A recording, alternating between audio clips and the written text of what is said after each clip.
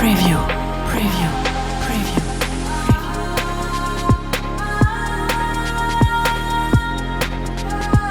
Que Dieu soit béni et que le nom de Jésus soit glorifié. Est-ce que c'est possible que nous puissions donner une offrande d'acclamation à Jésus? Gloire à Dieu. Gloire à Dieu. Gloire à Dieu. Que le nom de Jésus soit glorifié et que toute la gloire revienne à celui qui est assis sur le trône. Avant d'ouvrir la parole, comme l'a demandé Dominique, j'aimerais donner mon témoignage, mais en quelques points simplement parce qu'on ne va pas passer des heures, juste quelques minutes. Je suis Dino Mifundu, je suis pasteur, comme ça a été dit, à PH de Roussillon, mais en réalité, je suis évangéliste. Gloire à Dieu. Que Dieu soit béni. Maria Myriam, voilà, c'est ma princesse, que Dieu soit béni. Que Dieu soit béni, que Dieu soit béni. Nous avons une fille, Florène, je ne la vois pas, elle est quelque part là. Eh bien, elle est là, gloire à Dieu, que Dieu soit béni. Je suis né dans une famille chrétienne, protestante, luthérienne. Alors j'ai appris ce que c'est l'école du dimanche très tôt, parce que papa était le président des écoles du dimanche de près de 1000 paroisses. Donc nous étions des milliers d'enfants à suivre mon père, parce que derrière mon papa, il y avait au moins 300, 400 moniteurs d'école dimanche. Et papa, aujourd'hui, il a 79 ans, il continue toujours à enseigner à l'école du dimanche. Voilà. C'était son ministère, ça reste son ministère. Donc j'ai baigné dans toutes ces histoires bibliques.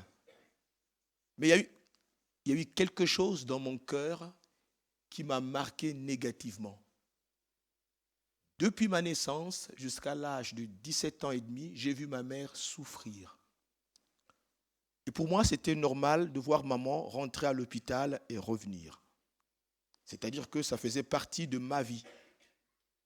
Et lentement et sûrement, mon cœur a été gangréné par la colère, l'amertume et la frustration. À 17 ans, j'ai nourri une haine dans mon cœur et je me suis dit, je n'irai plus à l'église. Papa était à l'église le matin, à midi et le soir. Papa était homme d'affaires, papa était ingénieur mécanicien, donc il y avait plusieurs casquettes. Et derrière lui, il y avait 1000 paroisses. Le matin, il était au nord, le soir, il était dans le sud, 2 jours après, il était dans les affaires. Moi, je ne le voyais pratiquement pas. Et maman suivait papa parce que elle soutenait le ministère de papa avec sa maladie. Elle a fait plusieurs ulcères d'estomac. Alors du coup, ça a perforé l'estomac et plusieurs hospitalisations. À 17 ans, j'ai dit, je n'irai plus à l'église, c'est fini. Du coup, vous savez, nous sommes en Afrique. Quand papa parle, c'est un ordre. Alors je me réveillais à 5 heures du matin, j'ouvrais la porte et je sortais. Le dimanche, lorsque il était 7 heures, il venait devant la porte. C'est l'heure d'aller à l'école du dimanche. Je n'étais pas là. Alors ça créait des tensions à la maison. Mais je lui ai dit en face, si ton Dieu est bon, pourquoi maman souffre?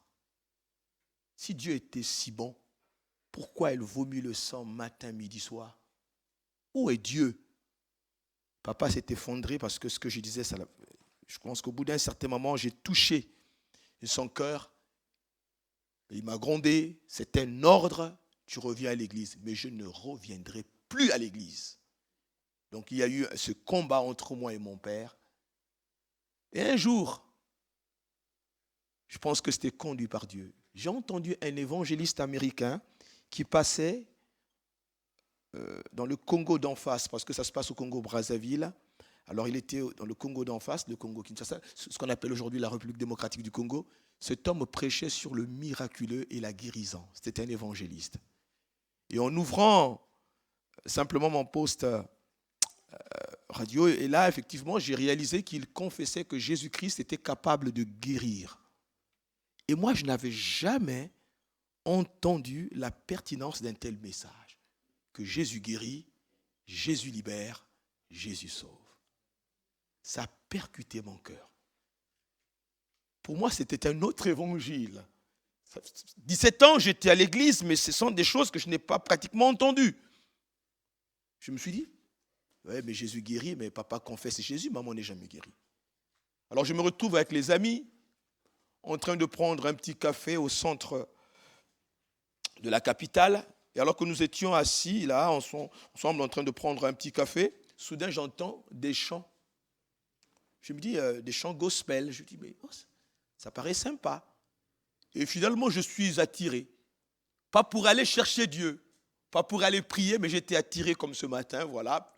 On en chantait. Et vous savez, en Afrique, les églises ne sont pas construites comme ça. Hein. Voilà, tout est ouvert. Donc lorsqu'on chante, on entend de loin. Alors du coup, je me déplace, j'arrive. Au fond, il y avait au moins 1000 personnes.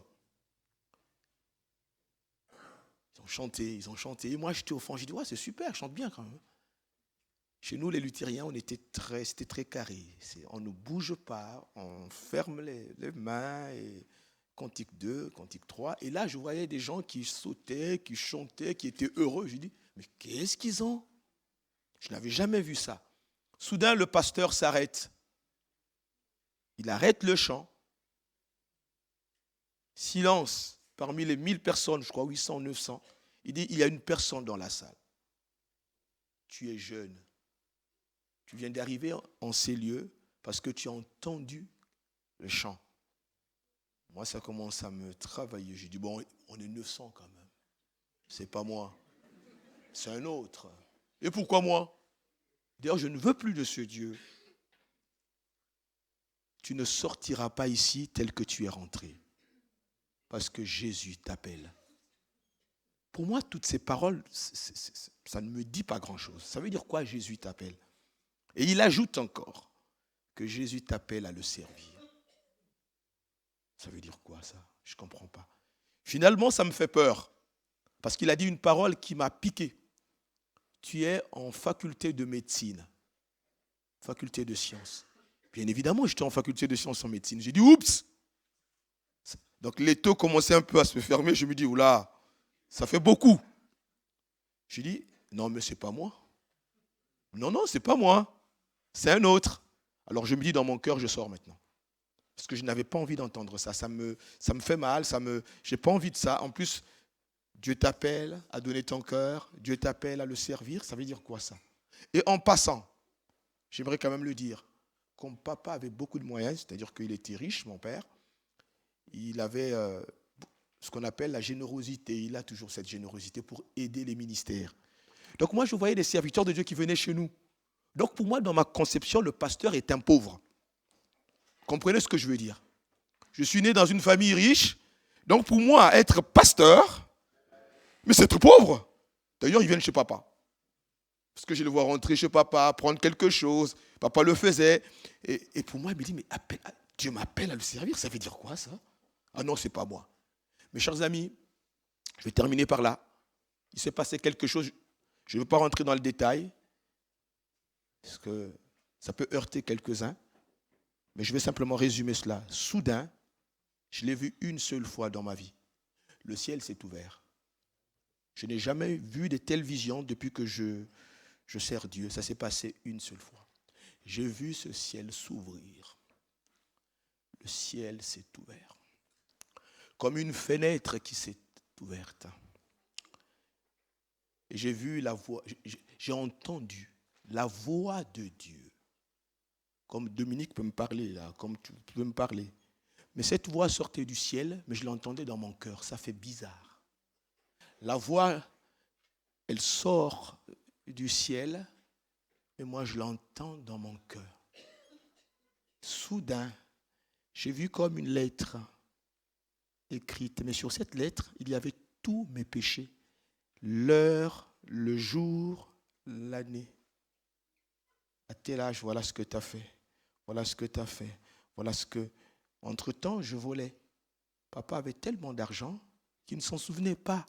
Donc je pouvais prendre un billet, 2 billets, lui-même il ne se rendait pas compte. Et sur cette liste, je vois le nombre de jours, l'heure, tout ce que j'ai pris, tout ce que j'ai fait. Je me suis effondré. Dans ma tête, je me suis dit, mais tu deviens fou, Dino, qu'est-ce que tu vois? C'est comme un film qui m'arrive. Et j'entends la voix, donne-moi ton cœur. Donne-moi ton cœur.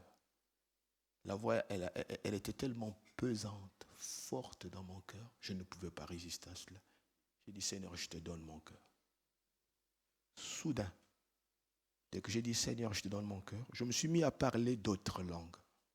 Je ne connaissais pas ce que c'est parler d'autres langues.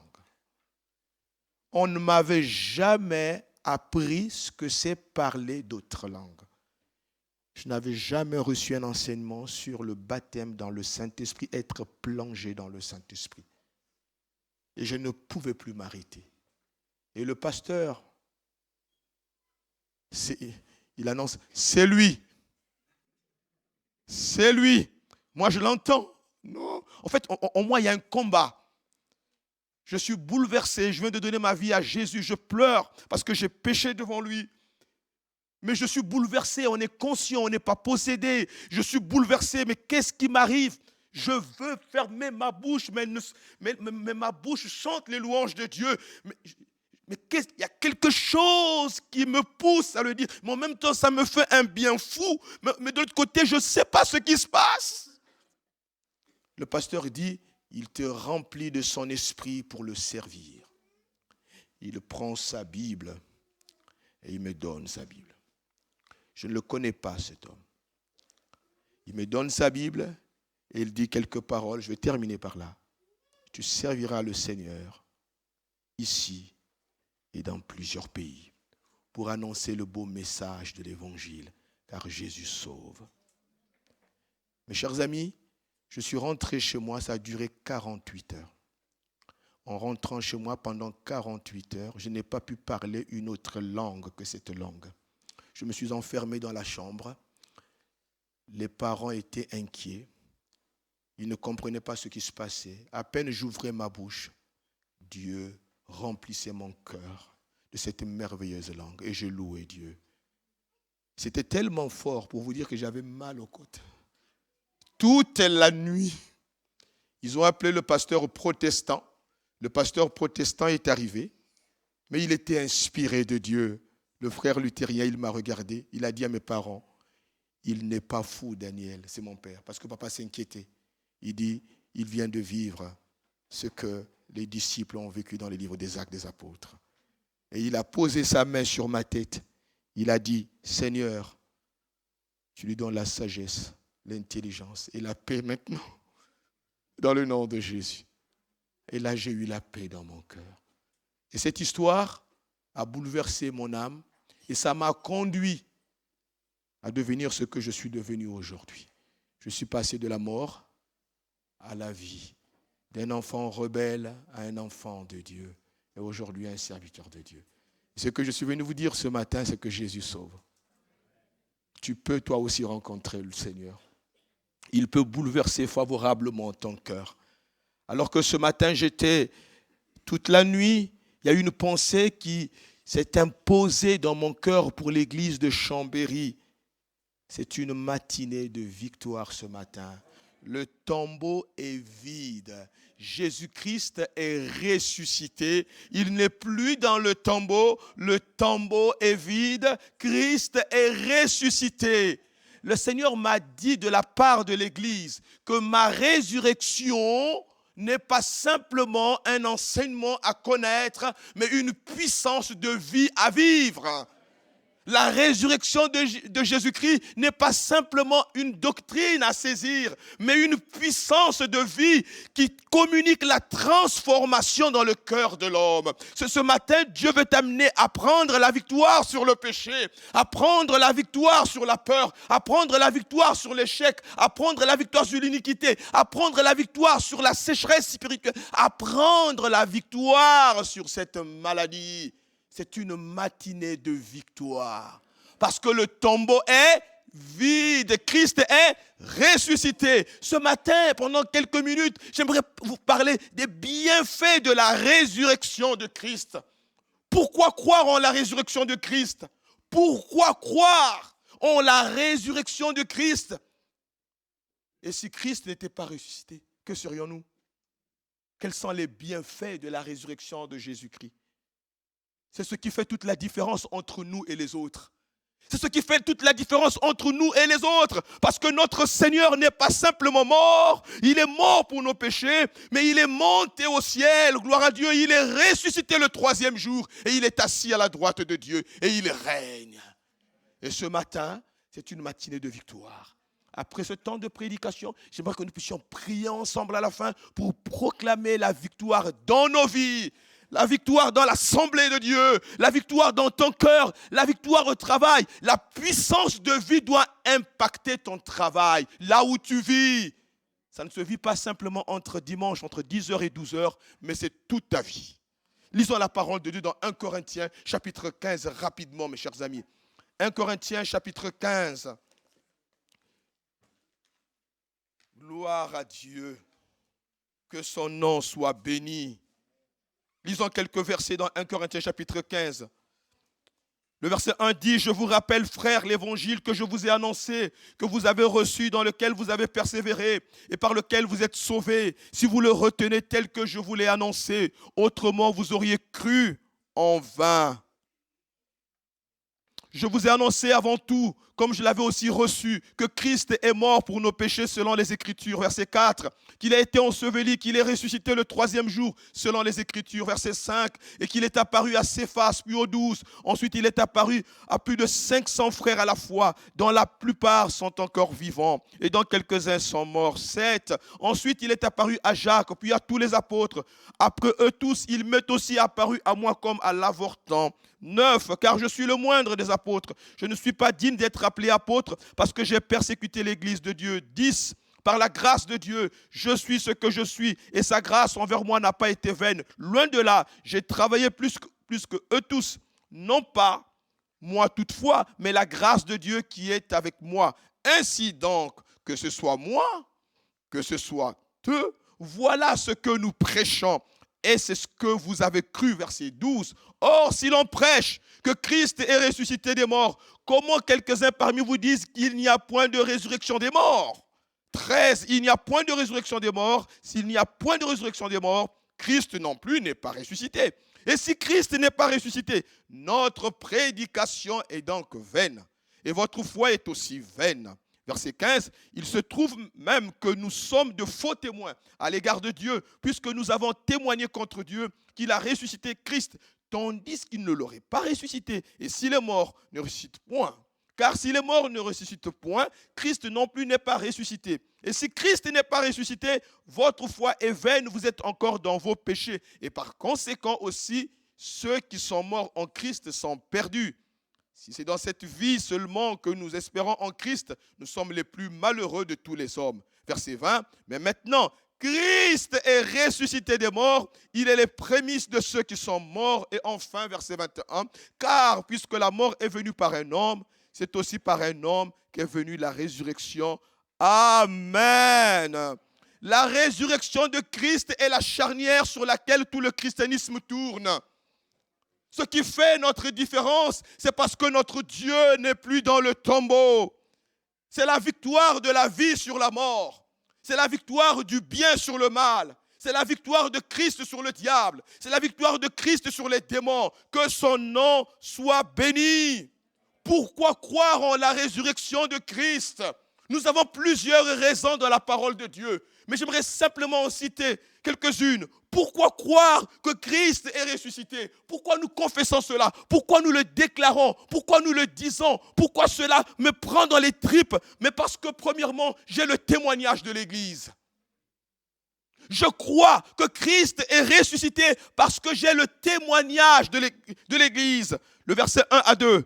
Je vous rappelle, frères, l'évangile que je vous ai annoncé, que vous avez reçu, dans lequel vous avez persévéré et par lequel vous êtes sauvés, si vous le retenez tel que je vous l'ai annoncé, autrement, vous auriez cru en vain. Son argumentation consiste à nous citer les témoignages. Mes chers amis, ici nous voyons que Les frères ont cru en l'évangile. C'est quoi l'évangile? Nous avons ici la réponse. Que Christ est mort pour nos péchés selon les Écritures. Qu'il a été enseveli, qu'il est ressuscité le 3e jour selon les Écritures. Tous ont péché et sont privés de la gloire de Dieu. Aucun homme ne peut se sauver lui-même. Le juste châtiment que nous méritons pour nous, pécheurs, c'est l'enfer. Mais Dieu en a voulu autrement, car son amour est grand. Dieu veut ton salut. Dieu veut ta liberté. Dieu veut ta restauration. Dieu veut ton bonheur. Dieu veut que le paradis soit ton partage.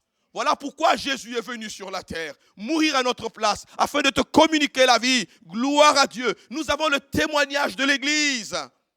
Les frères de Corinthe, ils avaient déjà reçu ce message. Les frères de Corinthe ont reçu ce message. Ils ont cru en ce message. L'évangile avait été reçu, annoncé, et quelques-uns sont même sauvés. Et pourquoi parmi eux, quelques-uns ne croyaient plus en la résurrection? Qu'est-ce qui s'est passé? Ce message a transformé les vies. Mes chers amis, lorsque nous sommes ici, nous sommes la preuve puissante que Christ est ressuscité parce qu'il a changé nos vies. Et Paul est en train de dire, frères de Corinthe, mais plusieurs sont sauvés au milieu de vous. Mais ce message a été annoncé. Ce message, vous l'avez reçu. Ce message, vous avez cru. Qu'est-ce qui se passe? Parce que quelques-uns veulent remettre en cause que Jésus-Christ n'est pas ressuscité. Nous avons le témoignage de l'Église. J'aimerais dire une chose. L'existence de l'Église de Chambéry témoigne que Christ est ressuscité. Ah, t'as manqué une occasion de me donner un amen salé.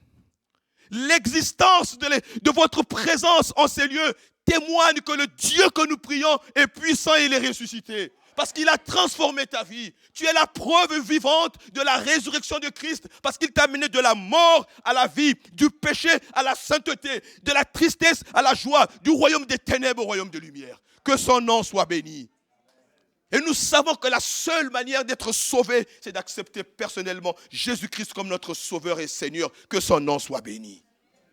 Nous avons ici donc le témoignage de l'Église. La transformation authentique d'un homme n'est pas le fruit de la force humaine, c'est l'œuvre du Christ ressuscité. La morale ne change pas. Les hommes ne changent pas. Tu ne peux pas transformer ton mari. Tu ne peux pas transformer tes enfants. Tu ne peux pas transformer une église. C'est l'œuvre du Christ ressuscité. Frères de Corinthe, l'église est là. Vous avez cru à ce message. Sortez de ces argumentations qui ne sont pas la gloire de Dieu. Nous avons le témoignage de l'Église. Mais deuxième raison, nous avons le témoignage des Écritures. La Bible dit au verset 3 et 4, « Je vous ai annoncé avant tout que je l'avais aussi reçu, que Christ est mort pour nos péchés selon les Écritures. » Les prophètes ont annoncé sa gloire à Dieu, sa mort, sa crucifixion et sa résurrection. Nous le voyons dans toute la Bible. Ésaïe 53, formidable, merveilleux. Je le lis tout le temps. Mon Dieu. Il y a des chapitres que je lis et je relis. Je reviens encore. Gloire au Seigneur. Ésaïe 53. Il a plu à l'Éternel de le briser par la souffrance. Après avoir livré sa vie en sacrifice pour le péché, il verra une postérité et prolongera ses jours. Et l'œuvre de l'Éternel prospérera entre ses mains. Le prophète Ésaïe, plus de 7 siècles avant, parle de sa crucifixion. Il parle de sa résurrection. Même David, au chapitre 16. Ainsi mon cœur est dans la joie, mon esprit est dans l'allégresse et mon corps repose en sécurité. Car tu ne livreras pas mon âme au séjour de mort. Gloire à Dieu. Tu ne permettras pas que ton bien-aimé voie la corruption. David, inspiré sous l'onction du Saint-Esprit, parle de sa résurrection. Christ lui-même l'a annoncé à plusieurs reprises. Les apôtres ils sont surpris, mais il a dit. Un exemple dans le chapitre 24 de l'évangile de Luc, il leur dit, ainsi, il est écrit que le Christ souffrirait, qu'il ressusciterait. Il le dit, Christ lui-même l'a dit. Nous avons le témoignage des Écritures.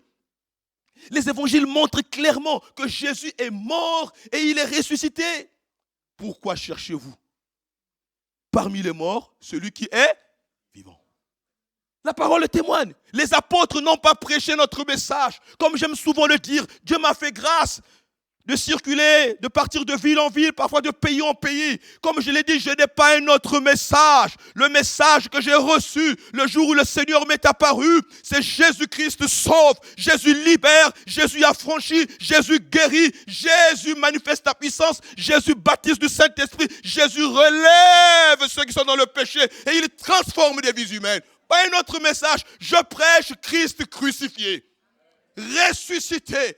C'est là où se trouve la foi, c'est là où se trouve la démonstration de la puissance de Dieu, pas un autre message.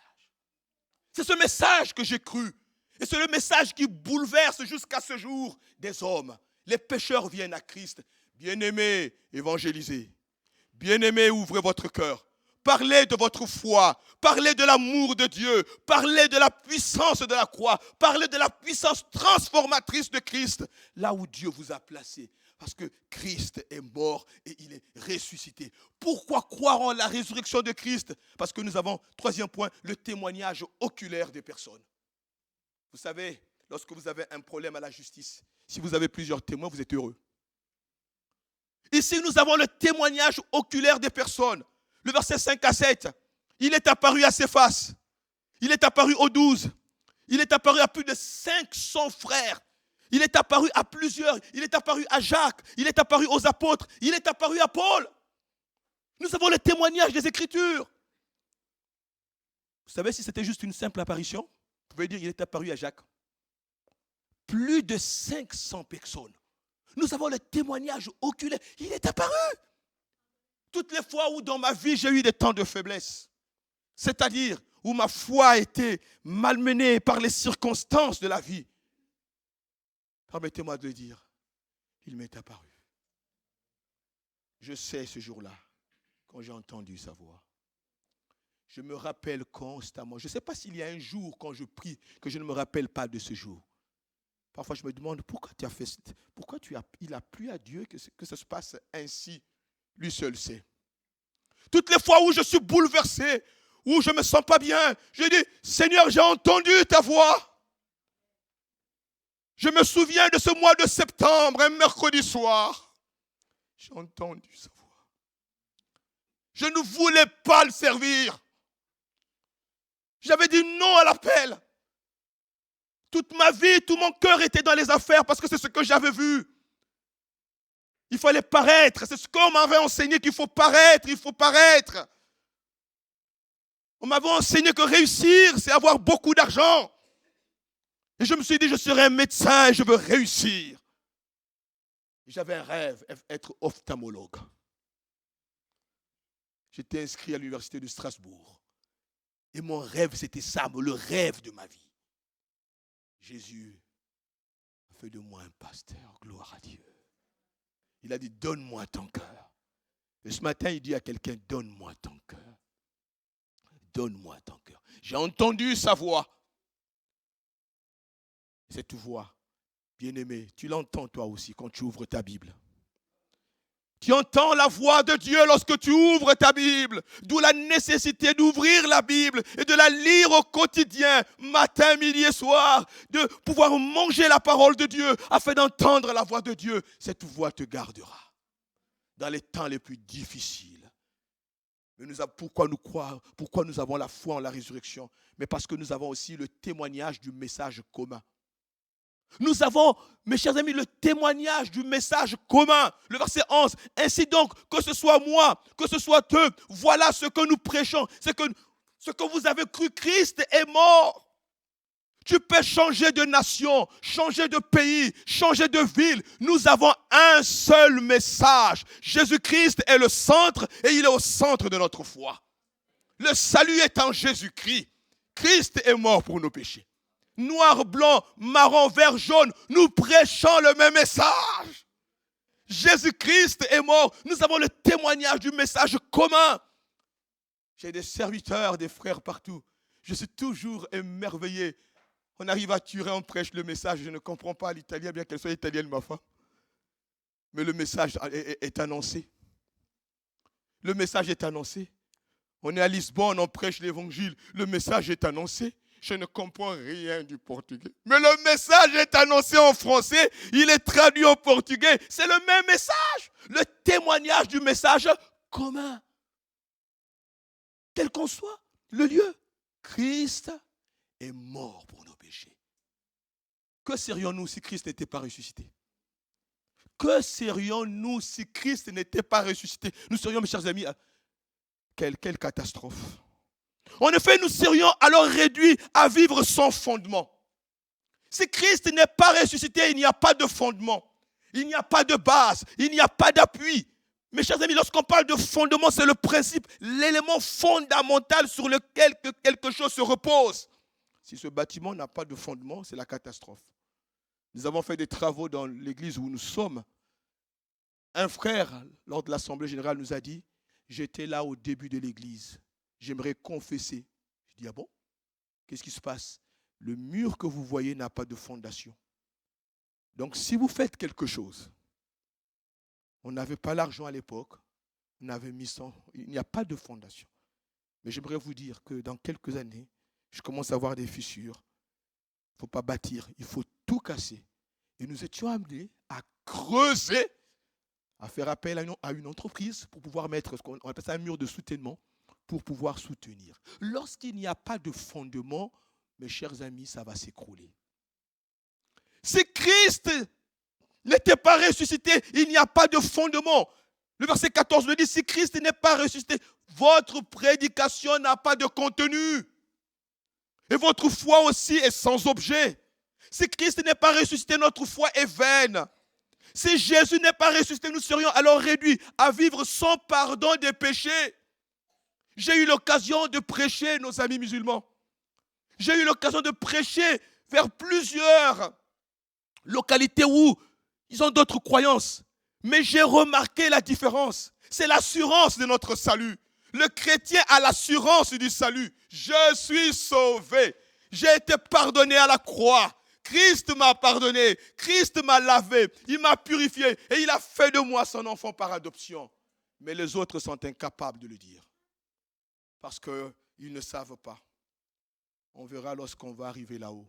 Non, nous, on le sait depuis Chambéry. Alléluia! On le sait que je suis sauvé. Si tu n'es pas sauvé, mon ami, Dieu te donne l'occasion ce matin de donner ton cœur à Jésus. Tu auras la certitude, la conviction de ce pardon qui vient du ciel. Tu seras reçu dans les bras d'amour. Peut-être que tu es un enfant de chrétien, ça fait plusieurs années. Ou une personne au milieu de nous, ça fait plusieurs années que tu viens. Le Seigneur te dit, donne-moi ton cœur. Je veux sauver ton âme. Si Jésus n'était pas ressuscité, mes chers amis, c'est une catastrophe. Nous serions alors réduits à vivre sans pardon, sans salut, sans résurrection. Il n'y a pas de salut. La Bible dit, si tu confesses de ta bouche le Seigneur Jésus, et si tu crois dans ton cœur que Dieu l'a ressuscité d'entre les morts, tu seras sauvé. Sans résurrection de Jésus, il n'y a pas de salut et il n'y a pas de puissance. Sans résurrection de Jésus, il n'y a pas de puissance. Là où Jésus est annoncé, il y a la puissance. J'étais encore stagiaire pasteur. Vers les années 2000, il y a eu ce qu'on appelle la guerre dans mon pays, pour ceux qui savent. On est resté 2 ans dans la forêt pour fuir les guerres et les bombardements. Je me souviens de cette matinée, alors que je faisais les cultes le matin, avec ceux qui suivaient, j'en savais que j'étais pasteur. Et les chrétiens ont dit, mais on va organiser des cultes. Nous sommes là dans la forêt. Je vous amène un peu en Afrique. Mes chers amis, vous chantez des cantiques avec les larmes. Parce que les autres sont tombés. Parce que plusieurs sont morts. Parce que les femmes sont violées. Je ferme la parenthèse. Mais la Bible, la garde pour la lire, pour être fortifié. Alors que je fuyais les bombardements, ça tombe à gauche, à droite. Certains meurent, mais tu fuis. Je me rappelle de cette femme. Ce que je vous dis, ça a bouleversé mon cœur. Cette femme, elle avait perdu son bébé. La nuit, le bébé est mort. Mais les traditions africaines, souvent, lorsque la personne meurt, ils aiment bien pleurer autour du corps. Et ça peut prendre quelques heures, quelques jours parfois. Mais là, il n'y a pas de morgue. Parce que la personne était morte, l'enfant était mort le soir. Donc toute la nuit, ils ont pleuré autour de l'enfant. Et le matin, comme on n'avait pas de cercueil, il fallait l'envelopper simplement de ce qu'on avait je pense que c'était les habits. Il fallait creuser un petit truc pour mettre l'enfant. Et moi, pendant que j'étais en train de courir pour fuir avec mes sœurs, mon père, avec mon sac, sans chaussures, elle crie, pasteur, pasteur, pasteur. J'ai dit oui. Qui m'appelle? Moi. J'ai dit oui, ma soeur, on se connaît. Oui, vous êtes pasteur. J'ai dit oui, je suis pasteur. Mais ma soeur court. Non, pasteur, je ne peux pas courir parce que l'enfant est mort. J'ai dit oui, mais je peux vous aider. Qu'est-ce que tu veux qu'on fasse? Priez pour cet enfant. Le Dieu que nous servons est un Dieu puissant. Comme j'aime souvent le dire, l'évangile que je prêche, je le vis. Ce n'est pas une parole simplement humaine, c'est la parole de Dieu. J'ai vu le Dieu qui m'a appelé au ministère accomplir des choses qui me dépassent. Moi-même, j'étais démuni. Je voulais l'aider pour essayer de l'aider à creuser un tout petit peu. Mais elle me dit, prie. J'aimerais dire à quelqu'un ce matin, ta foi va t'amener à vivre des choses miraculeuses. Sors de ta tiédeur spirituelle, lève-toi et saisis la foi en Dieu. J'ai regardé cette femme, je lui ai dit, il est le Dieu vivant, le Dieu qui communique la vie. Mes chers amis, souvent, je n'ai jamais multiplié les paroles. Je ne saurais même pas vous dire la prière que j'ai pu faire. À peine j'ai pris ce bébé, mes larmes ont commencé à couler. Entre mes mains, l'enfant s'est mis à bouger. Il y a un Dieu au ciel. Il y a un Dieu au ciel. Il y a un Dieu qui fait des choses extraordinaires. Moi-même, j'étais touché. Je me suis mis à crier Alléluia. Gloire à l'agneau de Dieu. Ceux qui fuyaient la guerre se sont tous arrêtés. Les chants de louange ont commencé. À l'agneau soit la gloire. À l'agneau soit la gloire. L'enfant marchait comme si rien n'était. Vous savez, j'étais tellement tétanisé que j'ai pris la fuite. Non mais, j'étais tétanisé. Je crois que Dieu peut ressusciter, mais je ne l'avais jamais expérimenté. Et je vais dire à quelqu'un, il y a des choses que tu n'as jamais vues que Dieu veut faire avec toi. Donne la possibilité à Dieu de vivre ces choses. Nous bloquons l'action de l'esprit de par nos raisonnements étriqués. Dieu n'est pas un homme, Dieu est Dieu. Quand il veut bouleverser un cœur, il le fait. Quand il veut changer les choses, il le fait. Fais confiance à Dieu. Les médecins ont dit, ce n'est pas Dieu qui a dit.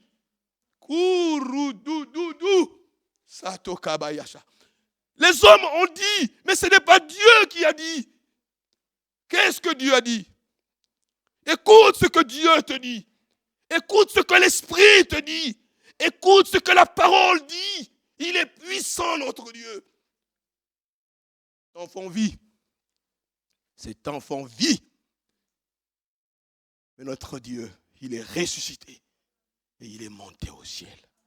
Assurément, cet enfant passera par la mort un jour. Mais pas notre sauveur, comme nous tous. Mais notre sauveur est ressuscité. Et il est monté. Voilà la différence entre les résurrections qui sont dans la Bible et la résurrection de Christ. Tu peux ressusciter aujourd'hui, mais tu passeras par la mort. Mais Christ est mort une seule fois. Il est monté et il est dans le ciel. Il est Dieu. Que son nom soit béni. Si Christ n'était pas ressuscité, mes chers amis, il n'y a pas de puissance. Nous n'avons pas honte de le dire, que le Dieu que nous servons est puissant. Ce n'est pas de l'orgueil, c'est la vérité. L'évangile, ce n'est pas la faiblesse. L'évangile, c'est la puissance de Dieu. L'évangile est une... Oh Jésus! Les yeux des aveugles s'ouvrent. Les morts ressuscitent. Les sourds entendent. Les paralytiques se lèvent. Et le nom de Jésus est glorifié. Dominique à l'église. Plusieurs embolies pulmonaires. Un dimanche matin, Dieu voulait relever un paralytique. Parce que l'onction de Dieu était là pour relever le paralytique ce dimanche matin à péage. Il dit, lève-toi. Dieu te dit, lève-toi. Prends ton lit et marche. Il dira, non. Non, mais c'est compliqué, ça fait plusieurs années. C'est compliqué, pasteur, moi j'ai toujours des béquilles. Dieu ne t'a pas dit de voir tes béquilles. Dieu te dit, lève-toi et marche. Dieu parle à quelqu'un ce matin. Ne rentre pas dans une forme de religiosité. Tu es confortablement assis. Mais ce que Dieu veut te dire, change ta conception. Saisis la foi. Il n'est pas un Dieu mort, c'est un Dieu puissant et vivant. Dominique n'a pas pu. Pasteur, tu sais, en effet, cependant, il rentre à la maison. Sa femme dit, mais le pasteur a dit, lève-toi et marche. Lève-toi. En mangeant, bon, je me lève. Il jette les béquilles, il s'est mis à marcher. Alléluia. Alléluia. Il est le même. Hier, aujourd'hui, éternellement. J'aime souvent dire aux chrétiens, que tu ne crois pas, ce n'est pas mon histoire. Moi, je crois. Parce qu'il y a des gens, ils sont toujours en train de douter. Est-ce que c'est vrai ça? Est-ce que c'est vrai ça? L'évangile est une puissance. Je veux conclure. Quels sont les bienfaits? Quels sont les bienfaits? La résurrection de Christ témoigne que Dieu est le Tout-Puissant. La résurrection de Christ témoigne que Dieu est le Tout-Puissant. Ce n'est pas un homme, notre Dieu. C'est le Créateur du ciel et de la terre. Jeanne, à l'église, la sclérose en plaques, c'est démontré. Elle ne peut pas se lever pendant une année. Travaille à la mairie, elle ne peut plus travailler. Je vais la voir. J'ai dit, Giovanna, qu'est-ce qui ne va pas? Eh bien, pasteur, ça fait une année, la sclérose en plaques. Mes plaquettes sont véritablement atteintes et je ne peux plus rien faire. Vous allez rigoler. Voilà pourquoi la gloire ne doit jamais venir à un homme, toujours à Jésus. Non, mais je le redis, jamais la gloire à un homme, la gloire à Jésus. Parce que c'est Jésus seul qui mérite toute la gloire. J'avais quelques semaines d'insomnie. Alors quand je suis allé rendre visite à cette sœur, j'avais sommeil. Et j'étais comme ça, bon, Jeanne, on va prier. Et dans ma prière, je ne me suis pas rendu compte que j'ai somnolé. Bon, ce n'est pas ma gloire. Hein. Notre Dieu, notre Père béni là. Ah, bon, gloire à Dieu. Amen. C'était si simple. Et je suis sorti. Mais dans mon cœur, je me suis dit, Dino, quand tu es fatigué, il faut dormir. Que de rendre visite comme ça, ce n'est pas vraiment sérieux. Je n'étais pas bien. J'ai dit, bon, Seigneur, tu l'as béni. Je rentre chez moi. Jeanne m'a dit, 24 heures après, j'ai retrouvé toute la force. Je pouvais bouger les mains, bouger les pieds, faire le travail. Lentement et sûrement. Elle a attendu au moins 10 jours. Elle m'appelle. Il dit, pasteur, c'est bon. J'ai dit, va voir le médecin. Il voit son médecin. Le médecin dit, je n'ai jamais vu ça. Il dit, je n'ai jamais vu les plaquettes. Il dit, non, on s'est trompé au niveau du laboratoire. Alléluia! On ne s'est pas trompé. C'est Jésus. Parce que le médecin était choqué.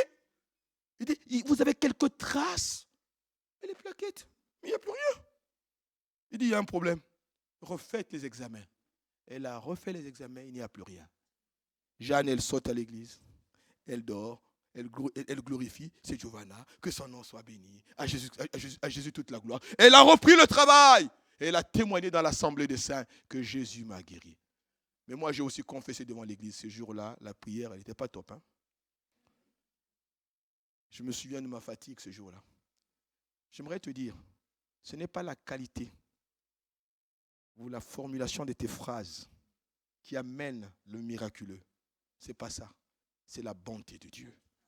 Alléluia. Parmi les bienfaits de la résurrection de Jésus-Christ, nous avons aussi la fidélité de Dieu. La résurrection de Christ témoigne sa fidélité. Le Dieu que nous prions est un Dieu fidèle. Il a dit dans la bouche des prophètes et il a accompli. Lui-même, il a annoncé et il a accompli. Alors que toi et moi, nous sommes infidèles, Dieu demeure fidèle. Ce qu'il a dit dans l'Ancien Testament s'est accompli dans les évangiles. Christ est mort pour nos péchés et il est ressuscité. La résurrection de Christ atteste qu'il est Dieu. Jésus est plus que prophète. Jésus est plus que berger. Jésus est plus que pasteur. Il est Dieu. Amen. La résurrection de Christ m'amène à confesser que celui en qui j'ai placé ma confiance est Dieu. Puisqu'il est Dieu, il est capable de changer les choses. Cet homme d'affaires qui vient me voir, qui me dit, on m'a enlevé de mon travail au vu de ça, parce qu'il y a eu des sérieux problèmes. Et le big boss, comme il me le dit, m'a dit, eh bien, c'est fini pour moi. Mais regarde, pasteur, comment je fais? Comment je fais avec les enfants? Comment je fais? Mais je ne peux pas vivre, c'est compliqué. Nous avons un standing de vie, pasteur. Il se met à pleurer devant le parking de l'église. Puis il est 21h30 et il fait moins 2, moins 3. J'ai dit, il aura fallu que tu me dises ça à l'intérieur quand même. Là, tu me dis, on est au parking, là, voilà, il faut prier. Fouf. J'ai dit, bon, on va prier le Seigneur. Bénis-le. Amen. Comment? Amen. Amen. Mais c'est béni. Mais c'est aussi simple. On n'est pas des religieux, frères. Tout à l'heure, on va prier. Ce n'est pas de la religiosité. C'est notre foi en Jésus. Soyons simples. On n'a pas à faire des complications. Alléluia. Non. C'est au nom de Jésus. Amen. Et que sa volonté soit faite. J'ai dit, frère, Dieu s'occupe de toi.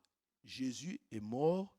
Il est mort pour toi. Il est ressuscité. Et il prend soin de toi. Il intercède pour toi. Ça s'est passé vendredi à 21h30. Samedi matin, une société l'appelle. La société dit, voilà, madame, monsieur Intel, on vous donne un poste, on vous donne ceci, tanana, voiture, nanana, salaire à 10 heures. Alléluia, pasteur, alléluia! Je dis, qu'est-ce qu'il a? Il est tout excité, il est 10 heures. C'est pas possible. Gloire à Dieu. Je viens d'avoir un travail. Je dis, mais il est ressuscité, notre Dieu. Il est fidèle, notre Dieu. Il est Dieu, notre Dieu. Il est capable de faire des choses que les hommes ne peuvent pas faire. Certains ne veulent pas croire en la divinité de Jésus. Mais nous, chrétiens, nous croyons que Jésus est Dieu. La résurrection de Jésus garantit notre régénération. Oui, la régénération, c'est le fait que Dieu rende à une personne spirituellement morte hier, mais communique la vie. C'est la garantie que nous avons reçu la vie de Dieu. Tu peux maintenant marcher en nouveauté de vie parce que tu as reçu la vie de Dieu. Tu as la puissance de vie en toi. J'ai la vie de Dieu en moi. J'ai la vie de Dieu en moi. J'ai la vie de Dieu en moi. Tout ce que je fais n'est pas l'œuvre simplement de ma force. Non, c'est Dieu en moi qui le fait. Voilà pourquoi ce matin, Dieu te dit, laisse cette vie se manifester en toi. Quand tu es au travail, quand tu es à la maison. Il y en a, ils sont trop chrétiens entre 10h et 12h le dimanche. Et le lundi et le samedi soir, ils ne le sont pas. Ça, ce n'est pas bon, ça. Je veux communiquer cette vie 24 heures sur 24. Partout où je suis, je veux que cette vie se manifeste. L'apôtre Pierre dira, béni soit le Père de notre Seigneur Jésus-Christ, conformément à sa grande bonté. Il nous a fait naître de nouveau, gloire à Dieu, à travers la résurrection de Jésus-Christ pour une espérance vivante. Tu as la vie de Dieu. La résurrection de Jésus garantit notre justification. Gloire à Dieu. Christ te déclare juste parce que tu as simplement cru en lui et tu as reconnu que tu étais pécheur. Et tu dis, Seigneur, maintenant je te donne ma vie. C'est cette résurrection qui garantit notre justification. Tu es déclaré juste par Dieu. C'est un décret céleste. Ce ne sont pas les juges de ce monde, mais c'est le Dieu du ciel qui dit, puisque tu as réalisé que tu étais pécheur, puisque tu as réalisé que Christ est mort pour nos péchés, puisque tu as réalisé la nécessité de m'accepter comme sauveur et Seigneur, je te déclare juste. Formidable. La résurrection de Christ, mes chers amis, c'est la victoire sur l'ennemi. C'est la victoire sur l'ennemi. C'est la victoire sur les démons. Toi, chrétien, tu n'as pas besoin d'avoir peur de ces choses. Parce que celui qui est en toi est plus puissant que celui qui est dans ce monde. Celui qui est en toi est plus puissant que l'ennemi de nos âmes. Nous bénissons Dieu parce que la puissance de vie qui est en nous est au-dessus des démons, au-dessus de l'ennemi. Quel qu'en soit ce que le monde t'a dit, la famille a fait, ton Dieu est plus fort. Ton Dieu est plus fort. Ton Dieu est plus fort. Ton Dieu est plus fort. Ton Dieu est plus fort. Ton Dieu est plus fort. Parce que Christ est vainqueur.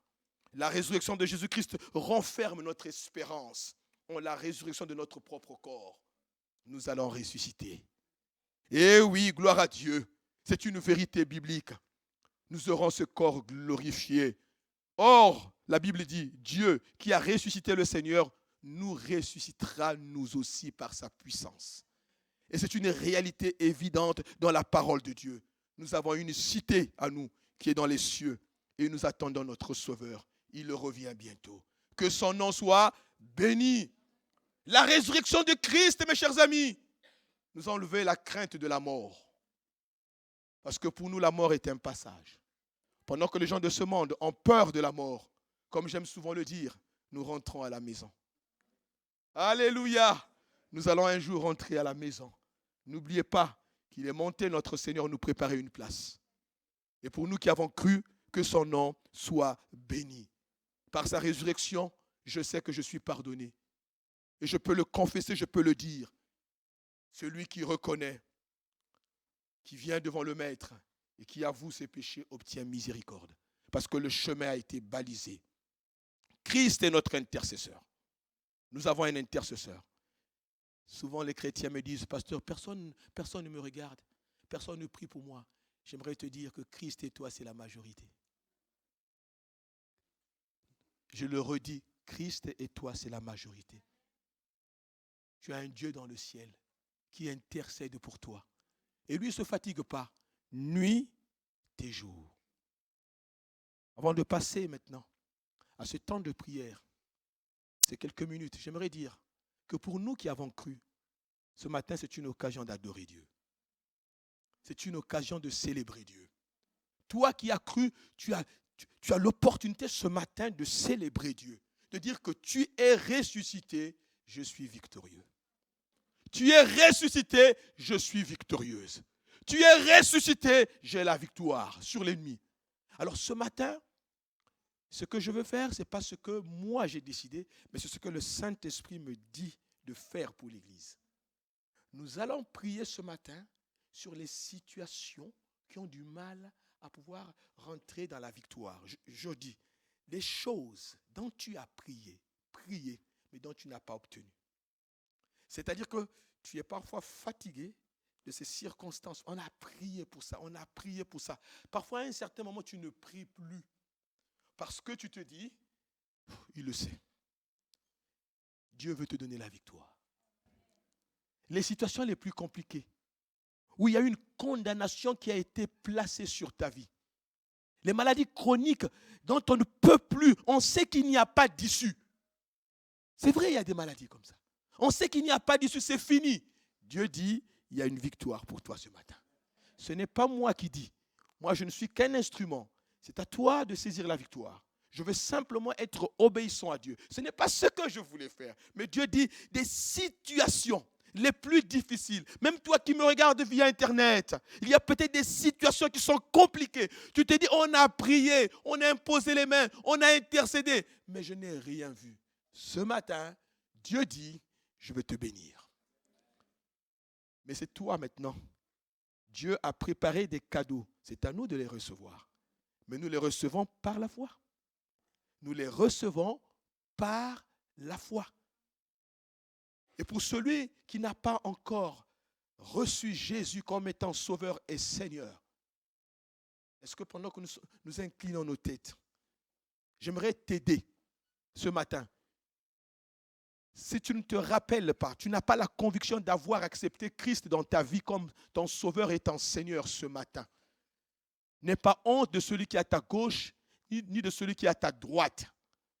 Le Seigneur a parlé une fois, 2 fois, 3 fois ce matin. Il veut sauver une personne ce matin. Il veut libérer une personne ce matin. Il veut te pardonner. Tu peux simplement lever ta main et tu baisses ta main. Oui, j'ai vu ta main. Baisse ta main, mon. Oui, j'ai vu ta main. Baisse ta main. Oui, j'ai vu ta main. Baisse ta main. Oui, j'ai vu ta main. Merci. Oui, j'ai vu ta main. Le Seigneur a vu. Oui, j'ai vu ta main. Merci. Oui, j'ai vu ta main. Oui, j'ai vu ta main. Merci Jésus. Gloire à Dieu. Ça se passe entre vous et Dieu.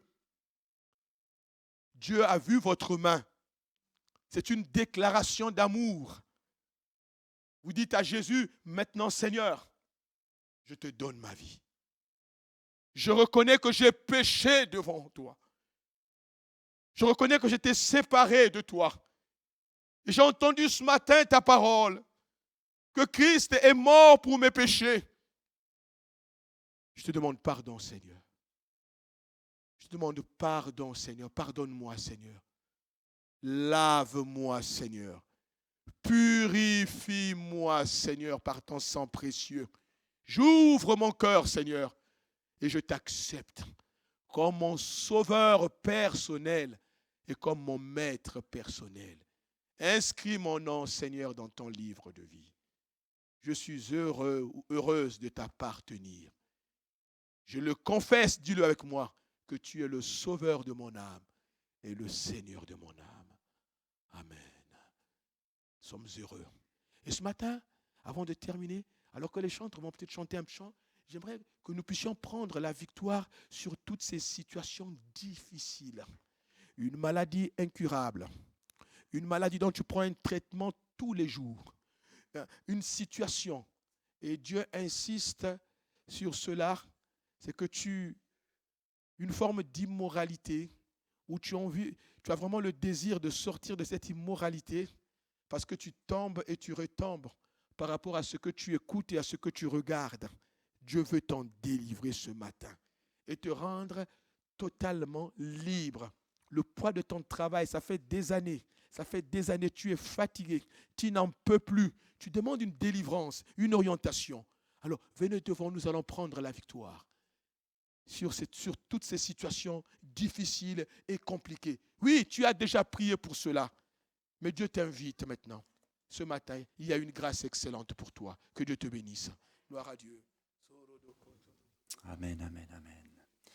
Alors, on va simplement répondre par la foi, et on n'est pas prisonnier d'un rituel.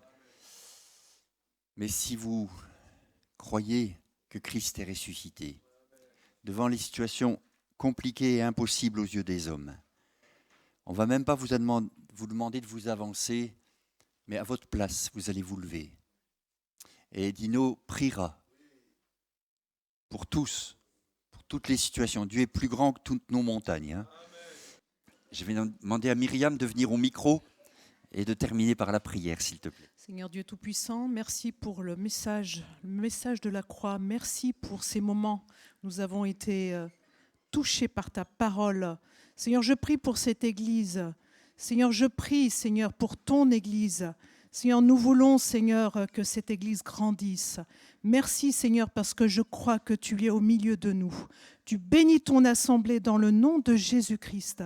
Seigneur, que nous retournions dans nos maisons, Seigneur, avec un autre regard. Seigneur, que ton nom soit béni, parce que tu es le Fils de Dieu, celui qui est ressuscité, celui qui est saint. Seigneur, nous te bénissons, que ton nom soit béni. Amen. Amen.